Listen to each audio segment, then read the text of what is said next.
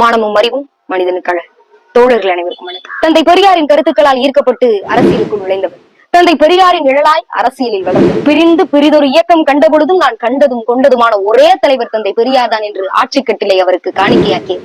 கடைசி வரையிலும் பார்ப்பனியத்தின் பாம்பு வலைக்குள் சிக்கி விடாமல், ஆரிய மாயைக்குள் அகப்பட்டு விடாமல், தந்தை பெரியாரின் பகுத்தறிவு கருத்துக்களோடு சுயமரியாதை சுடரேந்தி ஆயுத போர் நடத்தாமல் சொற்போர் நடத்தி தூங்கி கிடந்த திராவிட இனத்தை தட்டி எழுப்பி போர்ப்படை கட்டி கோட்டை ஏறி கொடியேற்றி சென்னை மாகாணத்திலேயே முதலாக ஒரு மாநில கட்சி வெற்றி பெற்று சட்டமன்றத்திற்குள் நுழைகிறது என்ற பெருமையோடு ஆட்சி அமைத்தார் பேரறிஞர் அண்ணா.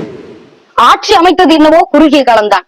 ஆனால் அந்த 2 ஆண்டு கால ஆட்சியும் இந்த தமிழ்நாட்டின் ஆணிவேராய் மாறியது. அந்த ஆணிவேர் தான் இன்றைக்கு வரைக்கும் ஆரியத்தை ஓட ஓட விரட்டி அடித்துக் கொண்டிருக்கிறது. அன்றைக்கு திருமணம் என்ற பெயரிலே பொன்னோடு பொருளோடு பணத்தோடு பெண்களையும் சேர்த்து விற்று கொண்டிருந்தார்கள். அந்த இந்து திருமண சட்டத்தை எதிர்த்து 2 மாலையும் ஒரு பேனாவும் இருந்தால் போதும் நீங்கள் சுயமரியாதையோடு திருமணம் செய்து கொள்ளலாம் என்று மக்கள் மன்றத்தில் பேசினார் தந்தை பெரியார். அதை சட்டமன்றத்தில் சட்டமாக வரைந்தவர் பேரறிஞர் அண்ணா. இன்று இந்தியா முழுமைக்கும் ஒரு மாநிலத்தை பார்த்து நாடு நாடு என்று மூச்சுக்கு 300 முறை உச்சரிக்கிற பெருமை தமிழ்நாட்டை மட்டுமே சாரும். அந்த பெருமையை நிலைநாட்டியவர் பேரறிஞர் அண்ணா. தாய் மகனுக்கு பெயர் சூட்டுவது என்பது இயல்பு. ஆனால் மகன் தாய்க்கு பெயர் சூட்டுவது என்பது வரலாறு. அத்தகைய வரலாற்றை படைத்தவர் பேரறிஞர் அண்ணா.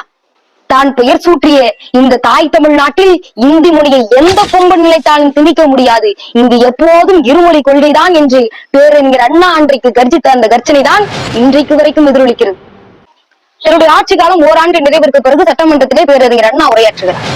நான் இந்த ஓராண்டு காலத்தில் 3 முக்கிய காரியங்களை செய்திருக்கிறேன். சுயமரியாதை திருமணத்திற்கு சட்ட அங்கீகாரம், தாய் திருநாட்டிற்கு தமிழ்நாடு என பெயர் மாற்றம், இந்தி மொழியை திணிக்க விடாமல் இருமொழி கொள்கை அறிவிப்பு. இவற்றையெல்லாம் பார்த்த பிறகு பலருக்கு கோபமும் ஆத்திரமும் வரலாம்.